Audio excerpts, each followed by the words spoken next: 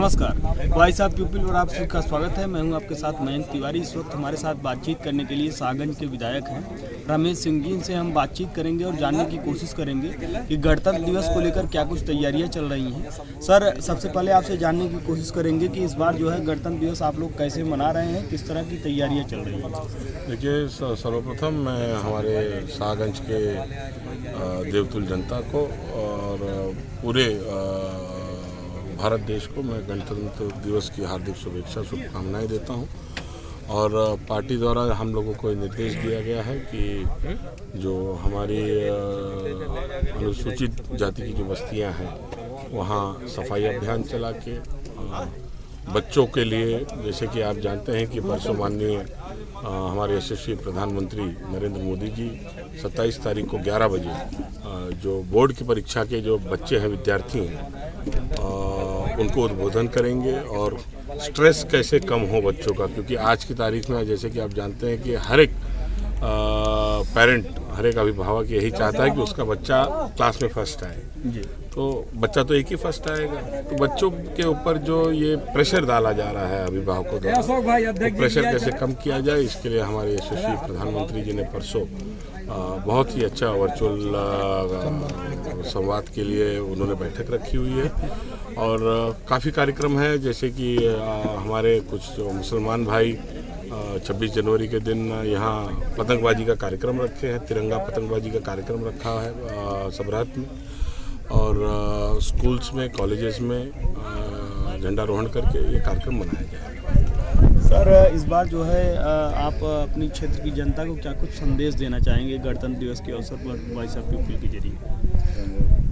ये हमारे पूरे 130 करोड़ भारत वासियों का ये सौभाग्य है कि हम लोगों को इस युग में नरेंद्र मोदी जी जैसा नेतृत्व हम लोगों को प्रधान के रूप में प्राप्त हुआ है।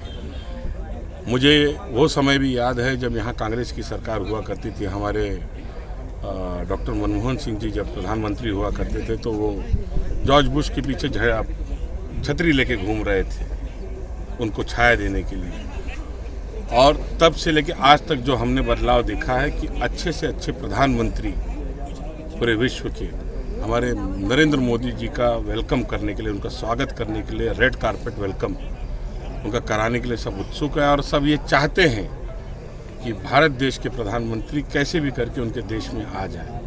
ये हमारा सौभाग्य है। आज हमारा देश निरंतर विकसित होते जा रहा है। कई रोजगार के माध्यम खुल रहे हैं, जैसे कि आप जान रहे हैं कि अब प्रधानमंत्री जी और हमारे यशस्वी मुख्यमंत्री जी ने एक मुहिम छेड़ी है, ग्लोबल इन्वेस्टर समिट।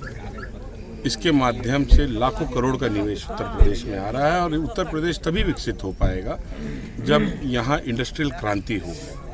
और मुझे पूर्ण रूप से विश्वास है, जैसे कि जिस विधानसभा में आप अभी खड़े हैं, इस विधानसभा में भी करीबन 1000 एकड़ जमीन इस सरकार द्वारा अभी चयनित कर ली गई है और इसको इंडस्ट्रियल जोन घोषित किया जाएगा। इंडस्ट्रियल जोन घोषित करने के बाद यहाँ अच्छी से अच्छी, बड़ी से बड़ी कंपनियाँ आएंगी और इन कंपनियों के माध्यम से हमारे नौजवान भाइयों को यहाँ रोजगार प्राप्त होगा। ये पूरा हम लोगों का सौभाग्य है कि नरेंद्र मोदी जी जैसा नेतृत्व और हमारे यशस्वी मुख्यमंत्री योगी आदित्यनाथ जी जैसा नेतृत्व में काम करने का हम लोगों को मौका प्राप्त हो रहा है। एक आखिरी सवाल सर, लंबे समय से यहाँ पर जो है समाजवादी पार्टी के विधायक ने शासन किया, आपको जनता ने जनादेश दिया, आपको जनता ने अपना जनप्रतिनिधि चुना। नियर अबाउट 1 साल का कामकाज धीरे धीरे बीत रहा है और इन 4 सालों में सर आप क्या कुछ किन काम काजों को प्रायोरिटी पर लेकर चलना चाहेंगे जिसके आधार पर यहाँ के लोगों का सर्वांगीण विकास हो सके? देखिए, हमारी सागंज की जो देवतुल्य जनता है, इनको निरंतर 20 सालों से ठगा गया है। सिर्फ विकास के नाम पे, जात पात के नाम पे आपस में लोगों को बांटकर खाली वोट की राजनीति आज तक यहाँ हुई है। अब जब मुझे ये देवतुल्य जनता ने जब मुझे मौका दिया है, क्योंकि ये लोग भी बहुत उबिया गए थे जात पात धर्म की राजनीति से। आज आप देख रहे होंगे सड़कों की क्या हालत है हमारे सागंज विधानसभा में। लेकिन लोगों ने एक उम्मीद की किरण मुझ में देखी थी और उन्होंने मुझे अपना प्रतिनिधित्व करने का दायित्व दिया। मुझे बताते हुए बड़ा हर्ष हो रहा है कि शाहगंज में फायर स्टेशन नहीं था। फायर स्टेशन की स्वीकृति और फायर एकेडमी की स्वीकृति माननीय मुख्यमंत्री जी द्वारा कर दी गई है। शाहगंज में जो आप बस डिपो देख रहे हैं उसकी व्यवस्था, उसकी हालत बहुत ही जर्जर अवस्था में थी। उसके जीर्णोद्धार के लिए राज्य सरकार द्वारा 4.5 करोड़ रुपए उपलब्ध करा दिए गए। कई दशकों से शाहगंज की ये प्रमुख मांग थी कि शाहगंज नगर में बाईपास बन जाए, लेकिन दुर्भाग्य से सिर्फ नेता चुनाव में आते थे, यहाँ रैलियाँ करते थे, अपना प्रत्याशी जिताने के लिए अपील करते थे और ये कहते थे हमारा प्रत्याशी जीत जाएगा, बाईपास बन जाएगा। दुर्भाग्य से सदियों से जो ये मांग आती चली आ रही थी, आज तक इसके ऊपर किसी ने ध्यान नहीं दिया।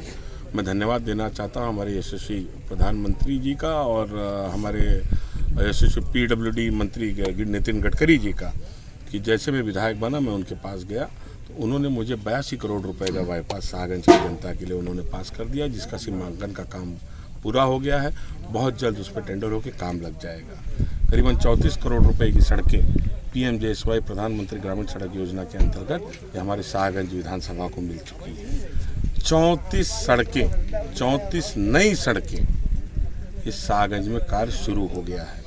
खुटहन से समोदपुर मार्ग, जो ये बहुत ही बहुचर्चित मार्ग था, करीबन ये 18 किलोमीटर की सड़क है। ये इस पे पैदल चलना दुश्वार था, लेकिन मैं धन्यवाद देना चाहता हूँ हमारे यशस्वी मुख्यमंत्री जी का। उन्होंने आज वो सड़क का टेंडर पास करके उस पर काम चालू हो गया और करीबन 8 किलोमीटर तक उसका कार्य हो भी चुका है और ये 5.5 मीटर सड़क बनने जा रही है। ये अर्गुपुर कटार मार्ग जो आपकी इंडस्ट्रियल सड़क है, इसका भी प्रस्ताव दे दिया गया। बहुत जल्दी ये स्वीकृत होगी, इसका भी कार्य चालू हो जाएगा, समय लगेगा। और कई सारी योजनाएं हैं राज्य सरकार की, जैसे कि आप देख रहे हैं जिस कार्यक्रम में अभी हम लोग यहाँ ये जन चौपाल का कार्यक्रम लगाया गया था और साथ में पंचायत भवन का शिलान्यास का कार्यक्रम रखा गया था। जो यहाँ की आम जनमानस की समस्याएं हैं, बड़ी समस्याएं नहीं है, बहुत छोटी छोटी समस्याएं हैं। किसी को आवास नहीं मिल पा रहा है, किसी का संभवतः वृद्ध है, विकलांग पेंशन नहीं मिल पा रहा है, विधवा पेंशन नहीं मिल पा रहा है, किसी का नाम पर किसी को कोटा मिल रहा था पहले, अभी दुर्भाग्य से कोटा नहीं मिल रहा, उनका ऑनलाइन कट गया है क्योंकि उन्होंने ऑनलाइन फीडिंग नहीं कराई। छोटी छोटी समस्या है। ये छोटी छोटी समस्या का निस्तारण करने के लिए हम लोग गांव-गांव चौपाल लगाकर सक्षम अधिकारियों को साथ में लेकर उसका निस्तारण करने का प्रयास कर रहे हैं और ये उम्मीद करते हैं कि ये जो हमारा जो प्रयास चल रहा है सार्थक साबित है। तो ये थे हमारे साथ शाहगंज से विधायक रमेश सिंह जी, जिनका साफ तौर पर कहना है कि क्षेत्र के विकास के लिए, क्षेत्र को विकास की मुख्य धारा से जोड़ने के लिए हमेशा से वो तत्पर रहे हैं और आगे भी वो तत्पर रहेंगे, आगे भी कामकाज करते रहेंगे। साथ ही साथ में गणतंत्र दिवस को लेकर इन्होंने बाकायदा पूरी तरह से अपनी जो भी गाइडलाइंस थे उसके बारे में इन्होंने जिक्र किया कि किस तरह के कार्यक्रम किए जाएंगे शाहगंज में, और साथ ही साथ में बड़ी विभागी के साथ इन्होंने अपनी जनता के लिए गणतंत्र दिवस के लिए संदेश भी दिया। देश दुनिया की तमाम बड़ी खबरों के लिए जुड़ रही है हमारे साथ। देखते रहिए VOP हिंदी।